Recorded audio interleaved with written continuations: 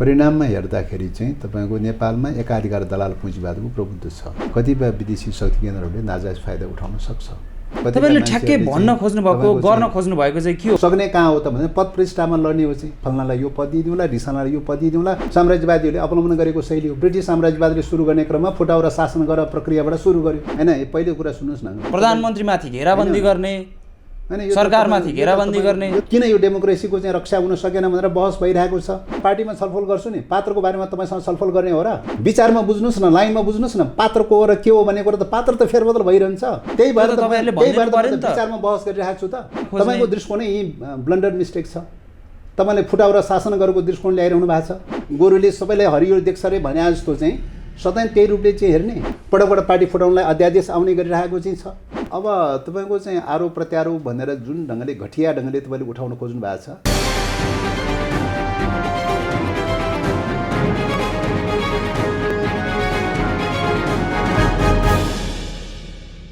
दर्शकवृन्द नमस्कार, कार्यक्रम साझा सरोकारमा तपाईलाई स्वागत छ। दर्शकवृन्द, साझा सरोकारमा आज हामी मूलतः सत्तारूढ नेपाल कम्युनिस्ट पार्टी नेकपामा देखिएको समस्याको विषयमा केन्द्रित रहेर संवाद गर्दैछौँ। यति बेला नेकपामा निकै रस्साकसी भइरहेको छ र एक पक्षले अर्को पक्षले भनेको नटेर्ने अवस्था आएको छ र गुटमा विभक्त छन् नेताहरू। केपी ओली पक्ष र प्रचण्ड माधव पक्ष बीच कसले कसलाई कति गलाउने भन्नेमै केन्द्रित रहेका छन् नेताहरू र बहुमत र अल्पमतको खेल पनि नेकपामा जारी नै छ भने यो बीचमा यस्तै समस्याको समाधान खोज्नको लागि स्थायी कमिटी बैठक पनि जारी रहेको छ। अब यो जारी स्थायी कमिटी बैठकबाट समस्या समाधान हुन्छ नहोला त्यो त समयले नै जनाउला। आज हामी यी र यस्तै विषयमा केन्द्रित रहेर संवाद गर्दैछौँ। हामीसँग हुनुहुन्छ नेपाल कम्युनिस्ट पार्टी नेकपाका स्थायी कमिटी सदस्य, नेकपा संसदीय दलका प्रमुख सचेतक एवं पूर्व मन्त्री देवप्रसाद गुरुङ। सर्वप्रथम आउनुहोस्, उहाँलाई कार्यक्रममा स्वागत गरौँ। स्वागत छ यहाँलाई साझा सरोकारमा। धन्यवाद। तपाईँ नेपाल कम्युनिस्ट पार्टी नेकपाको संसदीय दलको प्रमुख सचेतक। अहिले संसद स्थगित छ, संसद बसिरहेको अवस्था छैन, संसदको अधिवेशन पनि हठातमा अन्त्य भयो। यसको अब यो संसद बस्नुपर्छ कि पर्दैन होला? अब संसदको अधिवेशन अब दुईटा अधिवेशनको बिचमा 6 महिनाभन्दा बढी ग्याप चाहिँ हुँदैन संविधानत। त्यस कारणले गर्दाखेरि यो अब गत असारको 18 गते 6औं अधिवेशन चाहिँ समापन भएको हो। अब 7औं अधिवेशनको आह्वान अब यो पौषको 17 गतेभन्दा अगाडि नै चाहिँ बसिसक्नु पर्दछ। त्यसो भएको हुनाले चाहिँ लाग्छ अब त्यो बैठक अब छिटै डाक्छ भन्ने लाग्छ। कमसेकम बिचमा हप्ता 10 दिन बाटो म्यादको लागि पनि टाइम राख्नुपर्ने हुन्छ। यसरी हेर्दा पौषको फर्स्ट विकसम्ममा चाहिँ पहिलो हप्तासम्ममा चाहिँ सायद सरकारले आह्वानको लागि राष्ट्रपतिकोमा चाहिँ सिफारिस हुन्छ भन्ने कुरामा आशावादी छौँ। त्यसभए पुसको पहिलो हप्ता चाहिँ सरकारले राष्ट्रपतिलाई चाहिँ आह्वान गर्नको लागि सिफारिस गर्छ होइन, अनुरोध गर्छ? अब राष्ट्रपतिले संसद तत्कालको लागि डाक्ने सम्भावना छ कि छैन भनेर बुझ्न खोजेको। 17 गतेभन्दा अगाडि बैठक बसिसक्नुपर्छ। 17 गतेभन्दा अगाडि बैठक सुरु गर्नका लागि त कमसेकम 1 हप्ता अगाडि नै आह्वान हुनु पर्यो, बाटो म्याद पनि चाहियो।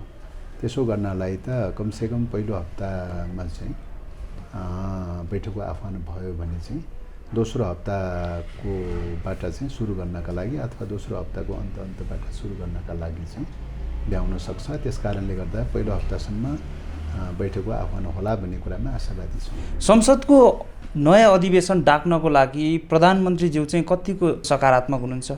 अब त्यो त अब अहिलेसम्म त अब अरू त्यस्तो त केही, किन भन्दा हठातमा संसदको अधिवेशन अन्त्य भयो। यो बिचमा महामारीकै बिचमा जनताका प्रतिनिधिहरूले आवाज मुखरित गर्ने थलो चाहिँ बन्द भएको धेरै समय भयो। यो कहिले खुल्छ भन्ने कुरा चाहिँ चासोको विषय बनेको छ। अब त्यो चाहिँ समयक्रममा चाहिँ खुल्ला भन्ने कुरामा आशावादी हौँ। 17 गतेसम्म खुलेन भने त्यो बेलामा विचार गर्ने कुरा आफ्नो ठाउँमा भयो होइन। त्यो बेलामा क्वेसन उठ्ला। अहिले त खुल्ने समय त बाँकी छ त। अहिले सरकारको विरुद्धमा, पार्टीका विरुद्धमा चाहिँ सडकमा आवाजहरू उठिरहेका छन्, सडक चाहिँ तातिरहेको छ, सडकमा चाहिँ राजावादीहरू सलबलाइरहेका छन्। यो घटनाक्रममा चाहिँ के छ तपाईँको धारणा? अनि यो त अब सडकमा के नारा लगाएको छ भन्ने कुरा नाराको आधारमा हेर्ने हो। नाराको कोणबाट हेर्दाखेरि पक्षगामी र प्रतिगामी, किन भन्दा व्यवस्था विरोधी नै गणतन्त्र, धर्मनिरपेक्षता, सङ्घीयता, हाम्रो संविधानको मूल मर्महरूमाथि नै प्रहार हुने किसिमका आवाज उठिरहेका छन्। निश्चित रूपले पक्षगामी र प्रतिगामी प्रकारका नाराहरू छन्। त्यस कारणले गर्दाखेरि अब सारा त यसको लिडरसिप, यसको ओरिएन्टेसन पक्षगामी र प्रतिगामीतर्फै छ भन्ने देखिन्छ। यो पक्षगमन र प्रतिगामी शक्तिहरूको विरुद्धमा लड्नको लागि चाहिँ तपाईँहरूले कस्तो रणनीति अपनाउँदै हुनुहुन्छ अब? होइन, यो त अब विचारको प्रश्न हो, लाइनको प्रश्न हो। अहिलेको परिस्थितिमा राष्ट्रियता सङ्कटमा परिरहेको अवस्थामा अब यो डेमोक्रेसीको रक्षा गर्नुको विकल्प छैन। अहिलेको संविधानको रक्षा गर्नुपर्छ, संसदको रक्षा गर्नुपर्छ। अहिलेको सिस्टमको रक्षा गर्न सक्यो भने चाहिँ स्थिरता र स्थायित्व हुन्छ। स्थिरता र स्थायित्व भयो भने राष्ट्रियता एक हदसम्म रक्षा हुन्छ। सिस्टम कोल्याप्स हुँदै गयो, संसद विघटन भयो, सिस्टम कोल्याप्स हुँदै गयो भने अस्थिरता र अराजकता पैदा हुन्छ। अस्थिरता र अराजकतामा चाहिँ विदेशी शक्ति केन्द्रहरूले खेल्ने मौका बढी पाउँछ र त्यस कारणले गर्दाखेरि तपाईँले मैले यहीँ रोक्न खोजेँ, अलिकति थप प्रष्ट पारिदिनु। तपाईँले इङ्गित गर्न खोज्नु भएको अहिलेको यो सडक आन्दोलनमा विदेशी शक्तिको पनि इसारा छ भन्न खोज्नु भएको हो, हात छ भन्न खोज्नु भएको हो? अब यो एजेन्डाले चाहिँ त्यही सङ्केत गर्छ।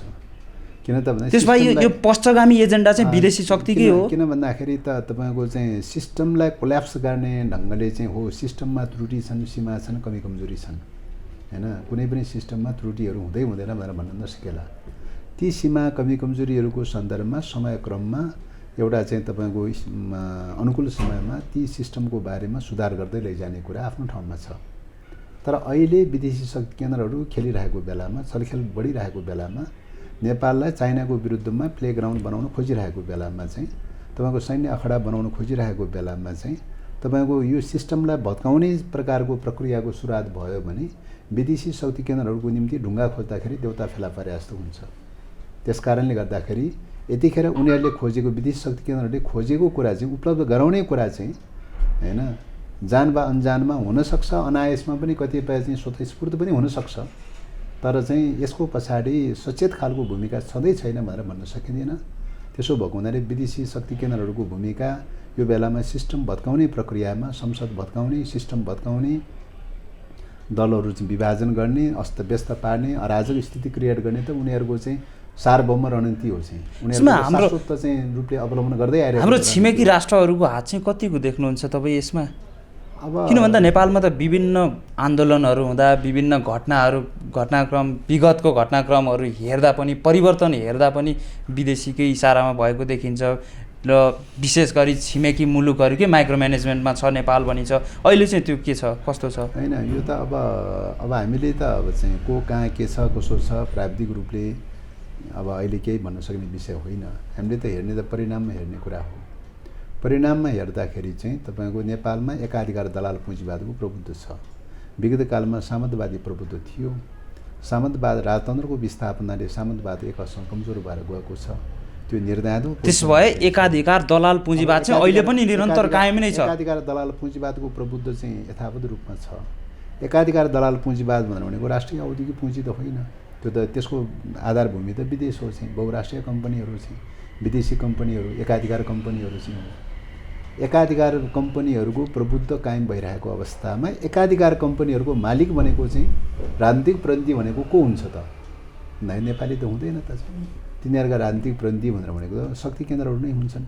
विदेशी साम्राज्यवादी या विस्तारवादी शक्ति केन्द्रहरू नै हुन्छन्। चाहिँ त्यस कारणले गर्दाखेरि चाहिँ एकाधिकार दलाल पुँजीवादको ती शक्तिहरू को हुन् भनेर अलिकति कङ्क्रिट रूपमा अहिले तपाईँ नाम लेखिदिनुहोस् न। विचारको प्रश्न हो, विचारको प्रश्न हो, लाइनको प्रश्न हो। त्यो त अदलाबदली भइरहन्छ, परिवर्तनशील भइरहन्छ, गतिशील भइरहन्छ। कहिले कुनै बेलामा कुनै विचार कसैले लिइदिन सक्छ, कहिले अर्कोले लिइदिन सक्छ।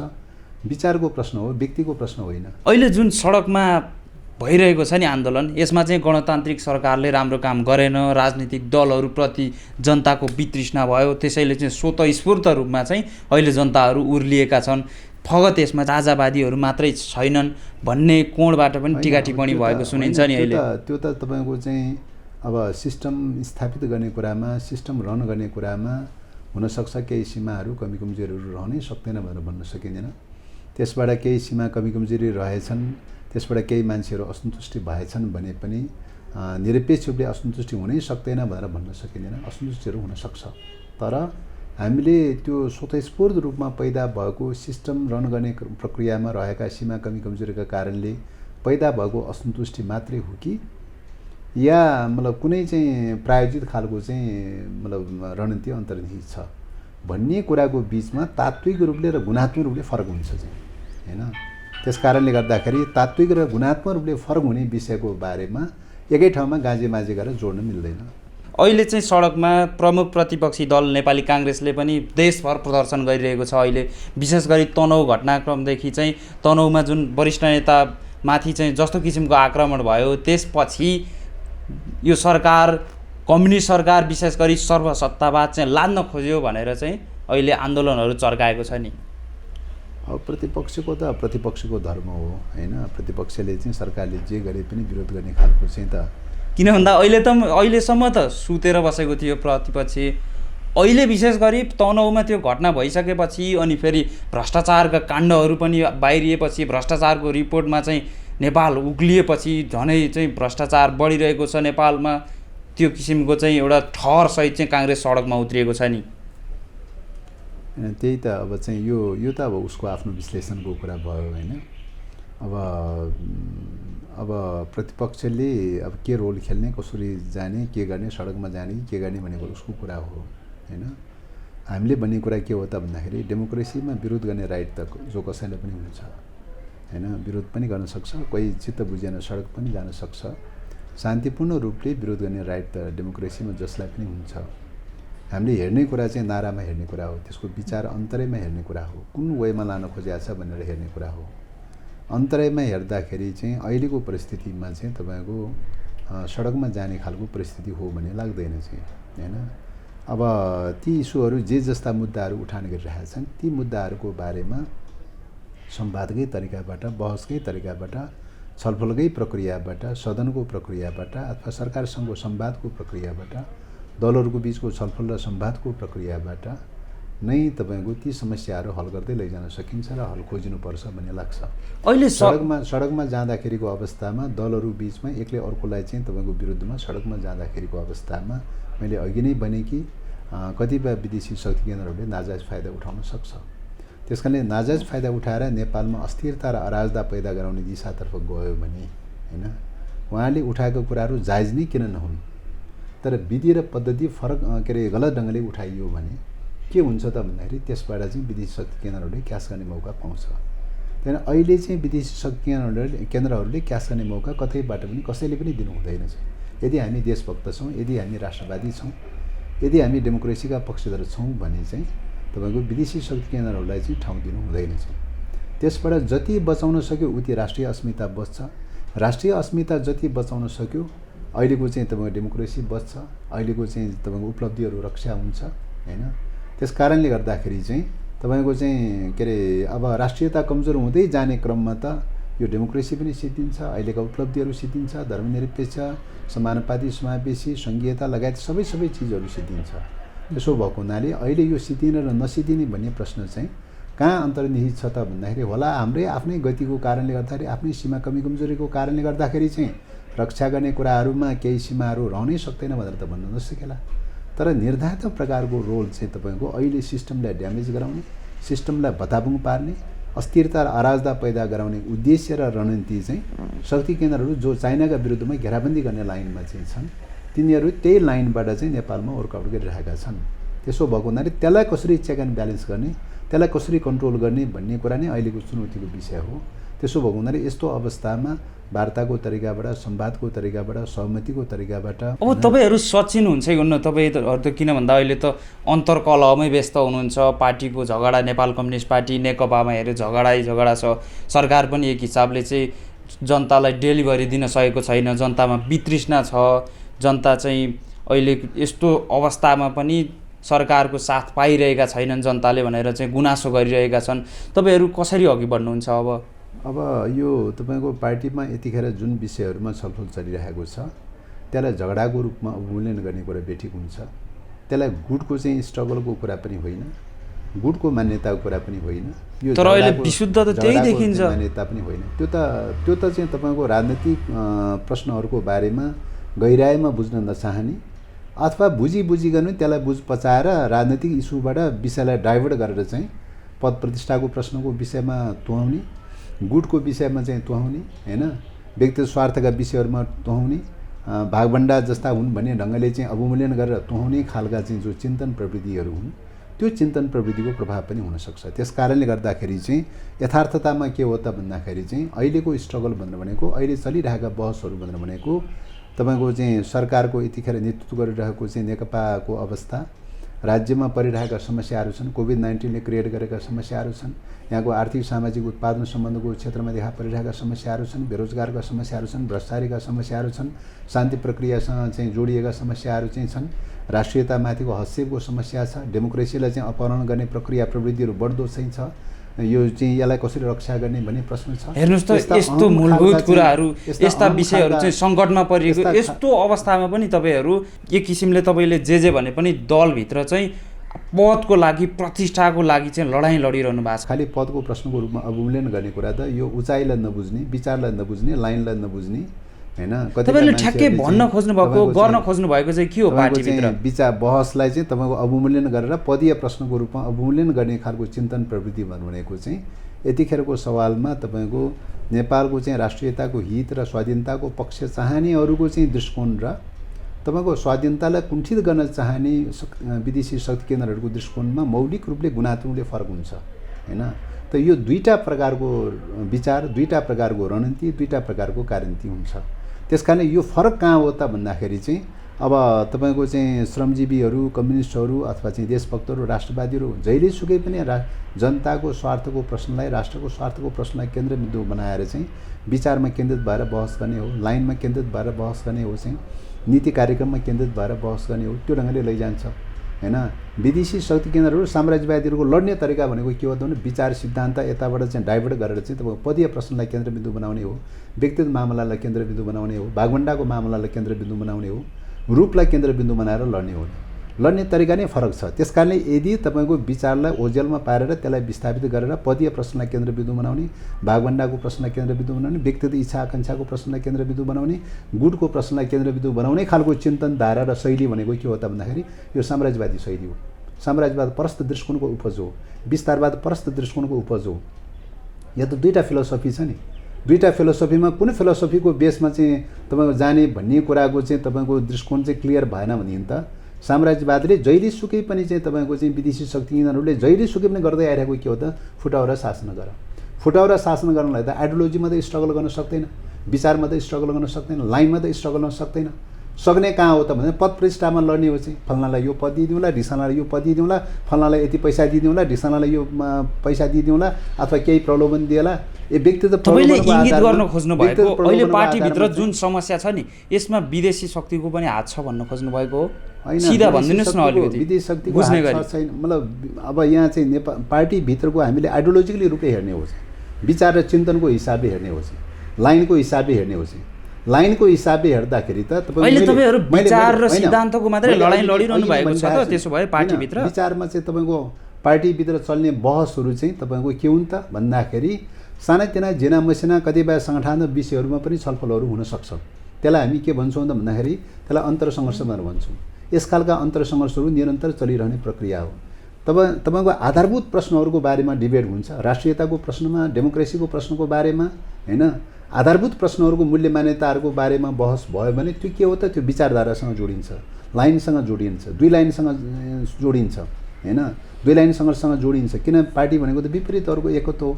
विपरीतहरूको एकत्व भएको हुनाले त्यहाँ त स्वाभाविक ढङ्गले दुई लाइनको स्ट्रगल चलिरहन्छ चाहिँ। त्यस कारणले गर्दाखेरि यो लाइनको स्ट्रगलमा चाहिँ तपाईँको लाइनको स्ट्रगललाई कसरी लिन्छन्, कसरी हेल्छन् भन्ने कुराको पछाडि दुईवटा आउटलुकले काम गरेको हुन्छ। तपाईँ देशभक्त र राष्ट्रवादी आउटलुकबाट हेर्ने हो कि साम्राज्यवाद परस्त आउटलुकबाट हेर्ने हो? दुईवटा आउटलुक भन्दा तेस्रो आउटलुक छैन। तपाईँ दुई लाइन सङ्घर्षको कुरा गर्नुहुन्छ, विचार र सिद्धान्तको लडाइँ हो अहिले भन्नुहुन्छ। तर जसरी चाहिँ सचिवालयमा यसअघिकै कुरा गर्ने हो भने पनि सचिवालयका बैठकहरूमा तपाईँकै नेपाल कम्युनिस्ट पार्टी नेकपाको कुरा गर्दैछु म, त्यहाँ चाहिँ अध्यक्षद्वय बीच पत्रयुद्ध भयो, जुन प्रतिपक्षी दलका नेताहरूले समेत लगाउन नसकेका आरोपहरू, अझ भनौँ सङ्गीन व्यक्तिगत र राजनीतिक स्तरका चाहिँ आरोपहरू त्यहाँ लगाइए नि, त्यो कसरी चाहिँ सैद्धान्तिक भयो भन्नुहोस् त? होइन, राजनीतिक विषयहरूको चाहिँ बारेमा सैद्धान्तिक नभई राजनीतिक नभइकन चाहिँ तपाईँको त्यहाँ व्यक्तिगत आरोप समेत लगाइयो। किन भन्दा जीवनमै कसैले नलगाएको आरोप लगाइयो भनेर चाहिँ प्रधानमन्त्रीज्यूले भन्नुभएको छ। हो, त्यही चाहिँ त्यो दृष्टिकोण के हो त? होइन, व्यक्तिगत मामला बनाउने प्रश्न के हो त? पार्टी त संस्था हो, सार्वजनिक संस्था हो, सार्वजनिक संरचना हो, होइन? त्यही त किन बनाउनु भयो तपाईँहरूले? तपाईँ पनि नेकपाको एउटा जिम्मेवार नेता हुनुहुन्छ, शीर्ष नेता हुनुहुन्छ। सार्वजनिक संरचनामा चल्ने बहसहरू, सार्वजनिक संरचनामा चल्ने विचारहरू चाहिँ बहसहरू, लाइनको स्ट्रगलहरू चाहिँ के हुन्छ त भन्दा विचारकै स्तरमा हुन्छ, लाइनकै स्तरमा हुन्छ, राजनैतिक मुद्दाको स्तरमा हुन्छ। हरेक कुरालाई व्यक्तिगत मामलाको रूपमा अवमूल्यन गर्ने चिन्तन प्रवृत्ति भनेको के हो त भन्दाखेरि यो त कम्युनिस्ट शैली त होइन त, यो त राष्ट्रवादी शैली त होइन, देशभक्त शैली त होइन, यो त जनपक्षीय शैली त होइन त। व्यक्तिगत मामला बनाउने प्रश्न चाहिँ होइन, हरेक कुरालाई व्यक्तिगत मामला बनाउने, व्यक्तिगत लेनदेनको मामला बनाउने, मलाई र मेरो लागि भनेर चाहिँ व्यक्तिगत मामला बनाउने चाहिँ शैली भनेको के हो त भन्दाखेरि चाहिँ साम्राज्यवादीहरूले अवलम्बन गरेको शैली हो। ब्रिटिस साम्राज्यवादले सुरु गर्ने क्रममा फुटाउरा शासन गर प्रक्रियाबाट सुरु गर्यो। फुटाउरा शासन गर प्रक्रियाको फिलोसफिकल बेस के हो त भन्दाखेरि व्यक्तिगत प्रश्नलाई केन्द्रबिन्दु बनाउने, व्यक्तिवादलाई केन्द्रबिन्दु बनाउने, व्यक्तिगत महत्त्वाकांक्षालाई केन्द्रबिन्दु बनाउने, पद प्रतिष्ठावादलाई केन्द्रबिन्दु बनाउने हो। त्यही पद प्रतिष्ठावाद र व्यक्तिगत प्रश्नलाई केन्द्रबिन्दु बनाएर समाजवादीहरूको विरुद्धमा लडे, कम्युनिस्टहरूको विरुद्धमा लडे उनीहरूले चाहिँ, होइन? कम्युनिस्टहरूले कसरी लडे त भन्दाखेरि पुँजीवादीहरूले सुरु गरेको मपाईवाद चाहिँ मलाई र मेरो लागि भन्ने चाहिँ व्यक्तिवादका विरुद्धमा लड्दै गइरहेको कुरा हो। जनताको लागि, देशको लागि, राष्ट्रको लागि, संस्थाको लागि भनेर लडेको प्रश्न हो। हामी हाम्रो र हाम्रो लागि भनेर लडेको प्रश्न हो। त्यो दुईवटा फरक फरक फिलोसफी हो नि। त्यसैले दुईवटा फरक फरक फिलोसफीमा कुन फिलोसफीमा टेकेर चाहिँ बहस सुरु भइरहेको छ भनेर हेर्ने कुरा हो चाहिँ, होइन? त्यसो भएको हुनाले चाहिँ तपाईँको चाहिँ यदि त्यो देशभक्त छ, त्यो राष्ट्रवादी छ, त्यो कम्युनिस्ट छ, त्यो चाहिँ सच्चा समाजवादी दिशामा छ भने त्यसले चाहिँ हाम्रो र हाम्रो लागि र संस्थाको लागि भनेर लड्छ, समूहको लागि भनेर लड्छ, वर्गको लागि भनेर लड्छ, देश र जनताको लागि भनेर लड्छ। यदि चाहिँ त्यो चाहिँ तपाईँको चाहिँ त्यो चिन्तनबाट गाइडेड छैन, होइन? यदि तपाईँ साम्राज्यवाद परस्त खालका चिन्तनबाट गाइडेड छ भने मलाई र मेरो लागि भनेर लड्छ, म माथि यो गरेर फल्ना माथि यसो गर्यो भने व्यक्तिगत प्रश्नबाट सुरु गर्छ, व्यक्तिगत इगोबाट सुरु गर्छ, व्यक्तिगत महत्त्वाकांक्षाबाट सुरु गर्छ। त्यही त तपाईँहरूले व्यक्तिगत सुरु गर्छ चाहिँ। त्यहाँ त नेकपाको सचिवालयमा विगतमा प्रस्तुत भएका त्यो प्रस्तावकै कुरा गर्ने हो भने हुन त तपाईँहरूको इतर पक्षले चाहिँ त्यो अभियोग पत्र, आरोप पत्र भनेको छ, होइन? त्यो चाहिँ फगत एउटा झुटको पुलिन्दा हो, आरोपको लागि आरोप हो भनेको छ। तर त्यहाँ त व्यक्तिगत आरोपहरू मात्रै थिए होइन र? जुन 19 पृष्ठ लामो चाहिँ तपाईँको हेर्ने प्रस्ताव पेश गर्नुभयो। अब डकुमेन्ट्समा के छ भने कार्यकारी अध्यक्ष प्रचण्डले, होइन, पहिलो कुरा सुन्नुहोस् न, डकुमेन्ट्समा के छ भनेको एउटा पाटो हो। दोस्रो पाटो के हो त भन्दाखेरि त्यसप्रति कसरी हेर्ने भन्ने दृष्टिकोणको पाटो। मैले अहिले चर्चा गर्न खोजेको दृष्टिकोणको बारेमा कुरा गरिरहेका छौँ। डकुमेन्टभित्र के छ र के छैन भन्ने कुरा त पार्टीभित्र छलफल गर्ने कुरा हो, होइन? हेर्ने कुरा त के हो त भन्दा डकुमेन्टहरूको बारेमा, कुनै पनि प्रस्तावहरूको बारेमा चाहिँ तपाईँ कुन कोणबाट हामी हेर्छौँ, कुन दृष्टिकोणबाट हेर्छौँ, होइन? नेपाल केन्द्रबिन्दु बनाएर, राष्ट्र केन्द्रबिन्दु बनाएर, समाज केन्द्रबिन्दु बनाएर, संस्था केन्द्रबिन्दु बनाएर हेर्छौँ कि या व्यक्ति केन्द्रबिन्दु बनाएर हेर्छौँ? यो त दुईवटा फरक प्रकारको पूर्व र पश्चिम फर्केको आउटलुक हो नि, होइन? व्यक्तिवादी कोणबाट हेर्न थाल्यौँ भने त्यो व्यक्तिगत आरोपको रूपमा लिन्छ, व्यक्तिगत आरोपको रूपमा लिन सक्छ, व्यक्तिगत लेनदेनको रूपमा लिन्छ, पद प्रतिष्ठा भनेको व्यक्तिगत लेनदेनको रूपमा लिन्छ, भागभण्डाको रूपमा लिन्छ, होइन? यो फिलोसफीबाट गाइडेड हुन्छ। होइन चाहिँ तपाईँको चाहिँ व्यक्तिको प्रश्न त संस्थाको अधीनस्थ हुने कुरा हो। व्यक्ति नै सर्वेसर्वा त केही पनि हुँदैन। संस्था हो, समाज हो, राष्ट्र हो, वर्ग हो, ठुलो कुरा भनेर मान्ने हो भने व्यक्तिहरू के हुन् त भन्दा त्यो संस्थाका चाहिँ अंश हुन् चाहिँ, होइन? अंश नै पूरक त हुँदैन चाहिँ, संस्थाको पूरक त हुँदैन चाहिँ, होइन?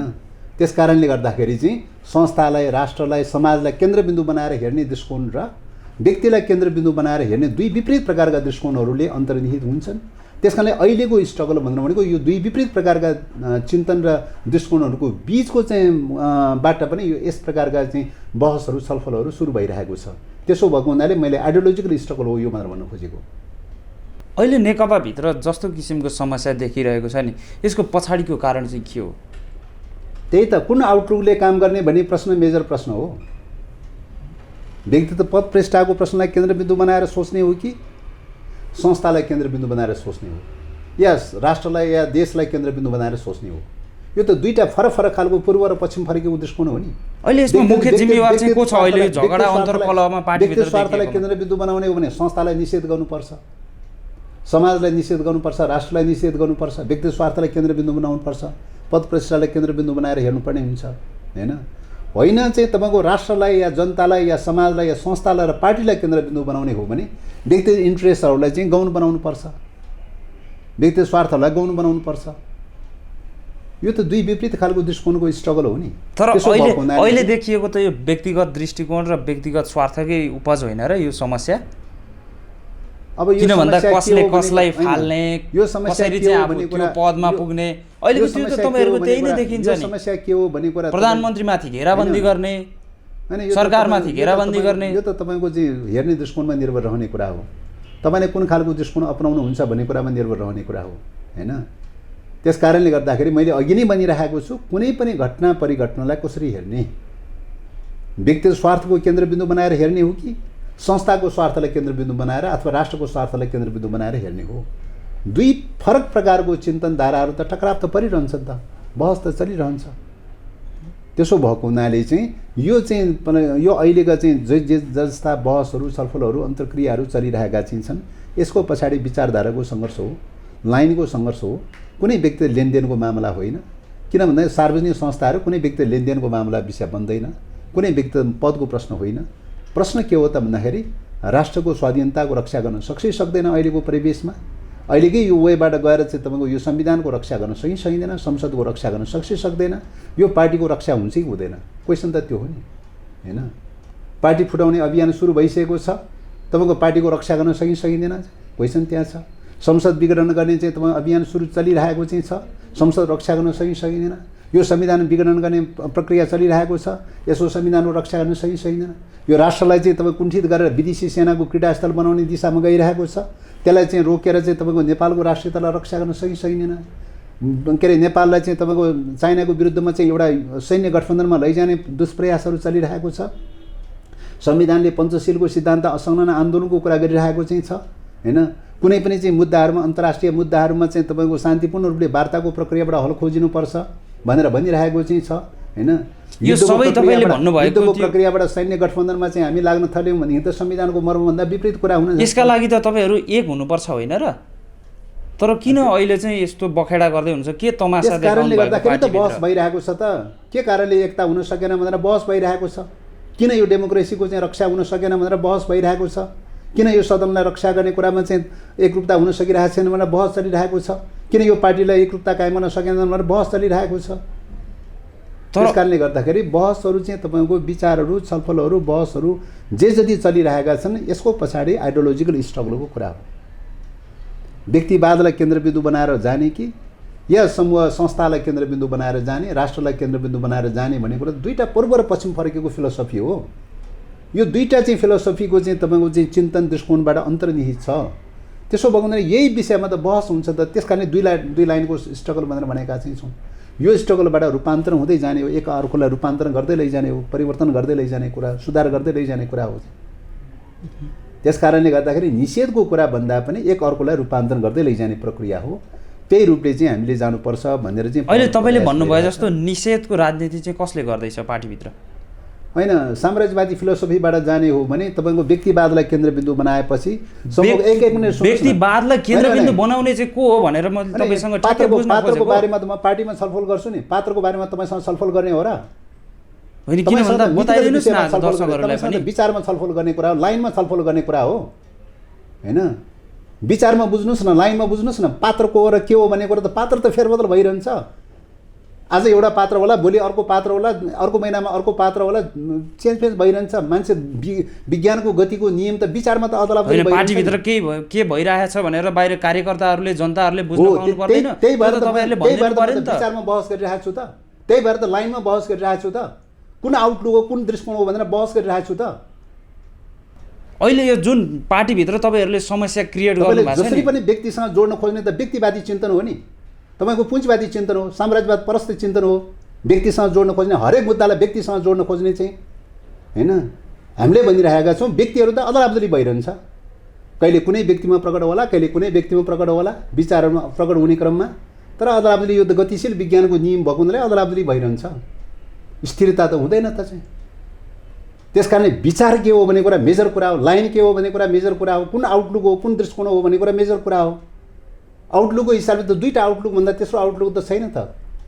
साम्राज्यवादले सुरु गरेको, पुँजीवादले सुरु गरेको व्यक्तिवादी आउटलुक हो एउटा चाहिँ, हैन, एकाधिकारवादी आउटलुक हो, सर्वसत्तावादी आउटलुक हो। अर्को आउटलुक भनेको चाहिँ संस्था, देश, राष्ट्र र समाजलाई केन्द्रबिन्दु बनाउने आउटलुक हो, विश्व दृष्टिकोण हो। यो दुई विपरीत प्रकारको विश्व दृष्टिकोणहरूको बिचमा त टकराव त चलिरहन्छ त, जहाँ पनि चलिरहन्छ त। अहिले प्रधानमन्त्री केपी शर्मा ओलीले चाहिँ म माथि चाहिँ पार्टीभित्रैबाट घेराबन्दी भयो, पार्टीभित्रैबाट असहयोग भयो र पार्टी फुटाउनको लागि, मलाई कमजोर बनाउनको लागि निरन्तर प्रयास भइरहेको छ भन्नुभएको छैन? हैन, व्यक्तिले के भने कसो भने भन्ने कुराको बारेमा म जान चाहन्न। अघि नै भनिहालेँ, यदि त्यस्ता खालका विषयहरू छन् भने पार्टीभित्रै हुन्छ छलफल चाहिँ, हैन। खाली विधि पद्धतिको नाममा चाहिँ एक व्यक्ति एक पद उठाउने, खाली के मात्रै भनिरहेको, राजीनामा दिन लगाउन खोज्ने, खाली के मात्रै होइन समस्या अहिले आएको हो। तपाईको चीज नै नियुक्तिमा भागभण्डामा खोज्ने, तपाईको दृष्टिकोण नै ब्लन्डर मिस्टेक छ। तपाईले फुटाउ र शासन गरेको दृष्टिकोण ल्याइरहनु भएको छ, तपाईले साम्राज्यवाद परस्त दृष्टिकोण ल्याइरहनु भएको छ, व्यक्तिवादी दृष्टिकोण ल्याइरहनु भएको छ, व्यक्तिको प्रश्नलाई केन्द्रबिन्दु बनाएर ल्याइरहनु भएको छ, पदको प्रश्नलाई केन्द्रबिन्दु बनाएर। त्यो त तपाईहरुको पार्टीभित्रको चाहिँ व्यवहारै त्यस्तै छ, पार्टीभित्र तपाईहरुले गरिरहनु भएको कसरी त्यसो व्यवहार छ। यो समस्या पैदा भयो भनेर बहस गर्ने, अनि त्यो समस्या चाहिँ के अरे तपाईको त्यही समस्यालाई केन्द्रबिन्दु बनाउन खोज्ने, सबैलाई त्यही आँखाले हेर्ने। भदौमा आँखा फुटेको चाहिँ गोरुले सबैलाई हरियो देख्छ रे भने जस्तो चाहिँ सधैँ त्यही रूपले चाहिँ हेर्ने। संस्थालाई केन्द्रबिन्दु बनाउनु हो, देशलाई केन्द्रबिन्दु बनाउनु हो, राष्ट्रलाई केन्द्रबिन्दु बनाउनु पर्यो, सिस्टमलाई केन्द्रबिन्दु बनाउनु पर्यो, डेमोक्रेसीलाई केन्द्रबिन्दु बनाउनु पर्यो भनेर त्यत्रो बहस चलिरहेको चाहिँ छ। व्यक्तिवाद होइन, व्यक्तिलाई केन्द्रबिन्दु बनाउने होइन, हैन, व्यक्तिगत स्वार्थलाई केन्द्रबिन्दु बनाउने होइन भनेर चाहिँ त्यत्रो बहस चलिरहेको छ। त्यो बहस पनि नदेख्ने, त्यो कुरा पनि नदेख्ने भनेर भनेको त चाहिँ तपाईँको दृष्टि दोषको परिणाम हो नि। तर तपाईँहरूले विगतमा जस्तो किसिमको समृद्धिको, स्थायित्वको नारा चाहिँ लगाएर चाहिँ जनतालाई आश्वस्त पार्नु भएको थियो र सत्तासम्म पुग्नुभयो, आइपुग्नु भयो, तपाईँहरूको पार्टी ठुलो पनि भयो। अहिले चाहिँ पार्टीभित्र यसरी बखेडा झिकेर अहिले अलमल लिएर रुमल लिएर बस्ने बेला हो र तपाईँहरूको? यो होइन, यो तपाईँको चाहिँ बखेडा झिक्ने भन्ने कुरा त कुनै व्यक्ति लेनदेनको विषय त होइन। बखेडा झिक्ने, झगडा भन्ने कुरा, झगडा भन्ने कुरा के हो त भन्दाखेरि व्यक्ति लेनदेनमा लागु हुने पदावली हो। यो चाहिँ व्यक्ति स्वार्थहरूको निम्ति गठजोड गर्ने कुरा, गुटबन्दी गर्ने कुरा, व्यक्ति स्वार्थको निम्ति गर्ने खालको लेनदेन, व्यक्ति स्वार्थको निम्ति गर्ने खालको चाहिँ के अरे झगडाहरू, यस्तोलाई चाहिँ तपाईँको कसले कसलाई कति गलाउने, कसलाई चाहिँ कमजोर बनाउने भन्ने नै तपाईँहरूको खेल छ होइन र? त्यस्तो खालको पदावली चाहिँ तपाईँको निश्चित रूपले त्यस्तो खालको पदावली व्यक्ति लेनदेनमा चल्छ त्यो कुरा। तर कम्युनिस्ट पार्टीमा देशको लागि, राष्ट्रको लागि, संस्थाको लागि चल्ने खालको चाहिँ विचारको चाहिँ बहसमा गुटको प्रश्न पनि आउँदैन, व्यक्ति लेनदेनको मामला पनि हुँदैन, पद प्रतिष्ठाको मामला पनि हुँदैन। त्यसो भए किन चलाउनु भएको त अहिले गुट तपाईँहरूकै नेताहरूले?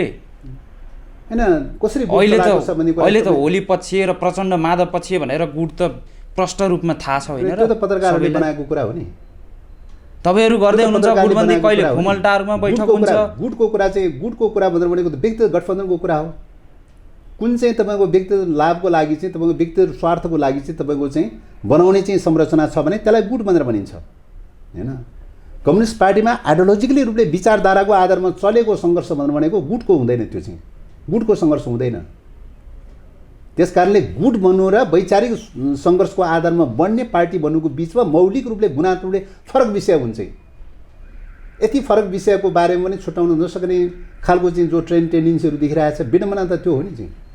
अब यो पार्टीमा देखिएको समस्या समाधानको सूत्र चाहिँ के हो त? तपाईँहरूले विचारमा रूपान्तरण हो, सही विचारको पक्षमा रूपान्तरण हो, रूपान्तरणको विकल्प छैन। किन सङ्घर्ष, एकता, सङ्घर्ष र रूपान्तरण प्रक्रिया त त्यही हो नि त। विकासको गतिको नियम त त्यही हो त चाहिँ। जो त्यो नियमलाई फलो गर्छ त्यो अनुसार रूपान्तरित हुँदै जान्छ, जो चाहिँ त्यो नियमलाई फलो गर्दैन इतिहासमा कुडा कर्कट बनेर चाहिँ विस्थापित हुँदै जान्छ। प्रक्रिया त त्यही हो नि, विकासको गतिको नियम त त्यही हो नि। अहिले त्यसलाई चाहिँ गत मङ्सिर 4 गते चाहिँ एक किसिमको सहमति भएको थियो, केपी शर्मा ओलीलाई चाहिँ प्रधानमन्त्री र पार्टी अध्यक्ष दुवै पद यथावत राख्ने भनेर। तपाईँहरूले चाहिँ केही समय अघि चाहिँ उहाँको राजीनामा माग्नुभयो, त्यसबाट चाहिँ समस्या उब्जिएको हो भन्छन् नि। भन्नेले जे पनि भन्न सक्छ, कुरो त चाहिँ तपाईँको मुलुक ठिक ट्र्याकमा गयो कि गएन हेर्नु पऱ्यो नि। यथार्थमा पार्टीले घोषणा गरेको नीति अनुसार मुलुक ट्र्याकमा गएको छ कि छैन हेर्ने कुरा त्यो हो नि। त्यो ट्र्याकमा लिएर हिँड्नको लागि तपाईँहरूले पनि सहयोग गरेर लानुपर्ने होइन र? त्यो ट्र्याकमा गएको सही छैन हेर्ने कुरा हो नि। तपाईँको राष्ट्रिय औद्योगिक पुँजीको निर्माण गर्नुपर्छ भनेर चाहिँ मार्गचित्र तयार गरेको चाहिँ छ, त्यो ट्र्याकमा गएको छ कि छैन चाहिँ? राष्ट्रिय स्वाधीनताको दिशामा जानुपर्छ भनेर भनेको छ चाहिँ।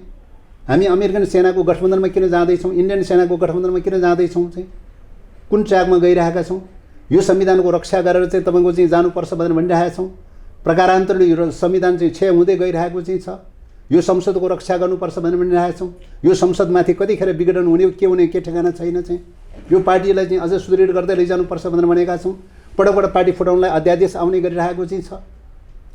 त्यस कारणले गर्दाखेरि पार्टीले लिएको ट्र्याक अनुसार गएको छ कि छैन चाहिँ, मुलुक गएको छ कि छैन, पार्टी गएको छ कि छैन, दिशा गएको छ कि छैन, हेर्ने कुरा त त्यो हो नि। परिणाममा हेर्ने कुरा त त्यो हो नि चाहिँ।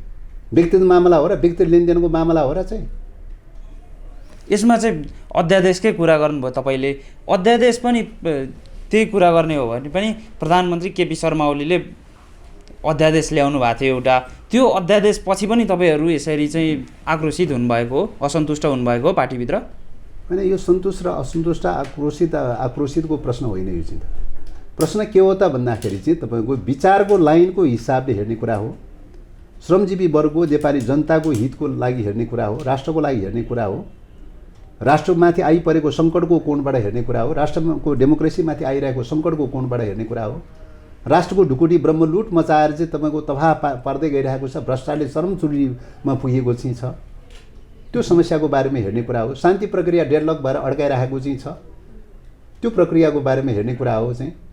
त्यस कारणले मूलभूत प्रश्नहरू, राष्ट्रको अगाडि रहेका मूलभूत च्यालेन्जहरू, मूलभूत चुनौतीहरू जो छन्, त्यो चुनौतीको फेस गर्न सकेनौँ हामीले चाहिँ। सकेन भने के कारणले सकेन, कुन आइडियोलोजीको कारणले सकेन, कुन दृष्टिकोणले सकेन चाहिँ बहस गर्ने कुरो त त्यहाँ हो नि होइन। त्यस कारणले गर्दा हामीले ठिक ट्र्याक लिन सकिसकेनौँ, ठिक बाटो लिन सकिसकेनौँ चाहिँ। ठिक बाटो लिएका छौँ, तपाईँको समस्याहरू हल हुँदै जान्छ, सम्बोधन हुँदै जान्छ। त्यो बैठकमा चाहिँ हात हलाल बाहेकको सबै भयो, अध्यक्ष दुवै बीच नै आरोप प्रत्यारोप। अब तपाईँको चाहिँ आरोप प्रत्यारोप भनेर जुन ढङ्गले घटिया ढङ्गले तपाईँले उठाउन खोज्नु भएको छ, पार्टीको मर्म र मूल्य मान्यतालाई नबुझ्ने मान्छेहरूले घटिया ढङ्गले उठाउन खोज्छ होइन, त्यसप्रति मेरो आपत्ति छ।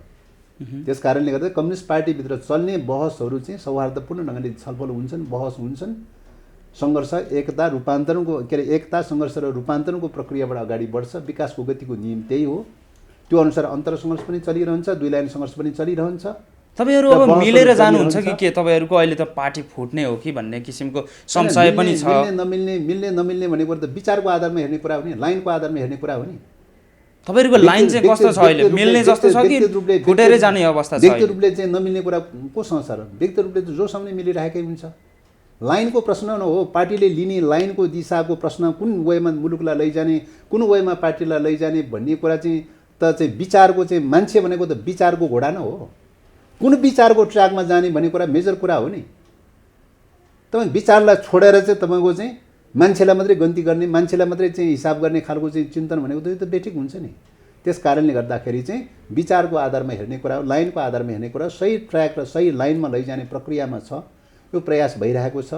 पार्टीलाई त्यही दिशामा रूपान्तरण गर्दै लैजाने कुरा हो र त्यसको विकल्प छैन। त्यस कारणले गर्दाखेरि हो यो रूपान्तरणको प्रक्रियामा जान चाहिँ तपाईँको समाज हो, वर्ग सङ्घर्षको बिचबाट यो समाज निर्माण भएको चाहिँ छ, त्यसैको बिचबाट पार्टी निर्माण भएको चाहिँ छ। निश्चित रूपले पार्टी निर्माण, कम्युनिस्ट पार्टी निर्माणको क्रममा गैर कम्युनिस्ट खालका चिन्तन सोचहरू पनि आउन सक्छ होइन, आउन सक्छ। त्यसलाई रूपान्तरण गर्दै लैजाने कुरा हो। रूपान्तरण हुन नसकेका चिन्तन विचारहरू, समाजको गतिको विज्ञानलाई पक्राउन नसकेका चिन्तन विचारहरू चाहिँ मतलब तपाईँको चाहिँ साइड लाग्छन् नै, स्वाभाविक ढङ्गले विस्थापित हुँदै जान्छन् इतिहासमा।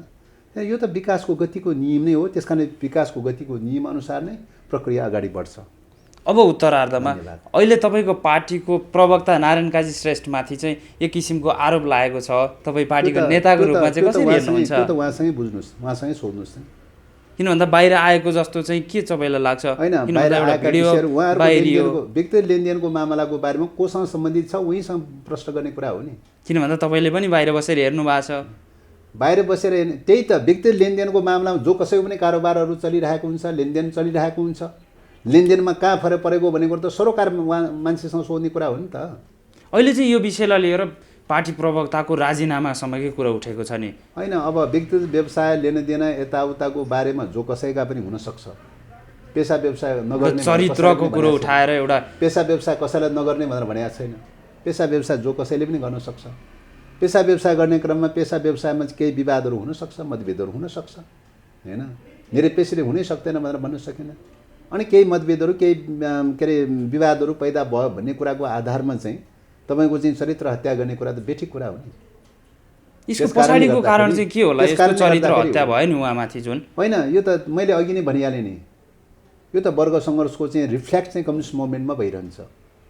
कम्युनिस्ट मुभमेन्टमा हुने रिफ्ल्याक्टहरूमा चाहिँ तपाईँको विचारधारा र चिन्तन र दृष्टिकोणलाई सेन्ट्रल पोइन्ट बनाउने मान्छेहरूले त्यही प्रश्नलाई विचारलाई केन्द्रबिन्दु बनाएर लैजान्छ, लाइनलाई केन्द्रबिन्दु बनाएर लैजान्छ। विचारलाई केन्द्रबिन्दु बनाउन नचाहने, लाइनलाई केन्द्रबिन्दु बनाउन नचाहने, संस्थालाई केन्द्रबिन्दु बनाउन नचाहने, देश र जनता र राष्ट्रलाई केन्द्रबिन्दु बनाउन नचाहने, व्यक्तिगत प्रश्नलाई केन्द्रबिन्दु बनाएर पद प्रतिष्ठाको प्रश्नलाई केन्द्रबिन्दु बनाएर हेर्ने दृष्टिकोणले चाहिँ के भन्छ त भन्दाखेरि व्यक्तिलाई केन्द्रबिन्दु बनाउँछ, चरित्रको प्रश्नलाई केन्द्रबिन्दु बनाउँछ, आचार संहिता के अरे चरित्र हत्याको प्रश्नलाई केन्द्रबिन्दु बनाउँछ, व्यक्तिगत आरोप प्रत्यारोपको प्रश्नलाई केन्द्रबिन्दु बनाउँछ। यो त दुईवटा फरक खालको स्कुलिङ हो कि। यो स्कुलिङमा कुनै स्कुलिङबाट गइरहेको छ भन्ने कुरा हेर्नुपर्छ कि। त्यस कारणले आइडियोलोजीबाट, विचारबाट, लाइनबाट, सिद्धान्तबाट च्युत भइसकेका मान्छेहरूले के गर्छन् त भन्दाखेरि चाहिँ व्यक्तिगत मामला बनाउँछन्, ज्यादा जस्तो व्यक्तिगत लेनदेनको मामला बनाउँछन्, पद प्रतिष्ठाको मामला बनाउँछन्, होइन, चरित्र हत्याको कुराहरू गर्छन् चाहिँ। त्यस कारणले गर्दाखेरि यो त चाहिँ तपाईँको चाहिँ यो खालको चाहिँ कुन खालको स्कुलिङबाट, कुन खालको टेन्डेन्सीबाट ज्यादा प्रभावित छ भन्ने कुराकै अभिव्यक्ति हो यो चाहिँ। किन भन्दा एउटा प्रश्न त उठ्यो नि, फेरि प्रश्नको सुई त अलिकति तेर्सियो नि, होइन, यो विषयले नै चरित्र हत्याको एउटा राजीनामासम्मकै कुरा आइसक्यो। त्यही त अब त्यो तपाईँको चाहिँ यो कुराको बारेमा नैतिकताको आधारमा राजीनामा दिनुपर्छ भन्ने तपाईँलाई चाहिँ के लाग्छ? अहिलेको परिवेशमा तपाईँको जुन प्रकारको विचारधाराको क्षेत्रमा बहसहरू चलिरहेको छ, यो विचारधाराको क्षेत्रमा चलिरहेका बहसहरूको सन्दर्भमा तपाईँको चाहिँ चरित्र हत्याका प्रश्नहरू, व्यक्तिगत आरोप प्रत्यारोपका प्रश्नहरू उठ्यो भने चाहिँ के बुझ्नुपर्छ त भन्दाखेरि विचारबाट पराजित भएर चाहिँ विचार र सिद्धान्तबाट च्युत भएका चाहिँ विचारमा लड्न नसकेका मान्छेहरू चाहिँ भागेर चाहिँ गएर चाहिँ चरित्र हत्या गर्नेमा लाग्छन्, होइन। यो घटना पनि त्यसरी नै जोडिएको छ। त्यसो भए त्यसको चाहिँ उपज त्यही हो। त्यो विगत कालका थुप्रै घटनाहरू छन् त्यस्ता खालको चाहिँ विचार र लाइनमा स्ट्रगल गर्न नसकेपछि त्यहाँबाट भाग्ने क्रममा चाहिँ राजनीतिक चरित्र हत्या गर्ने दिशातर्फ कतिपय मान्छेहरू त्यो लाग्ने गरिरहेको देखिन्छ। हस्, यहाँको महत्त्वपूर्ण समय, संवाद र विचारका लागि हार्दिक धन्यवाद। धन्यवाद। हस्, नमस्कार। नमस्ते।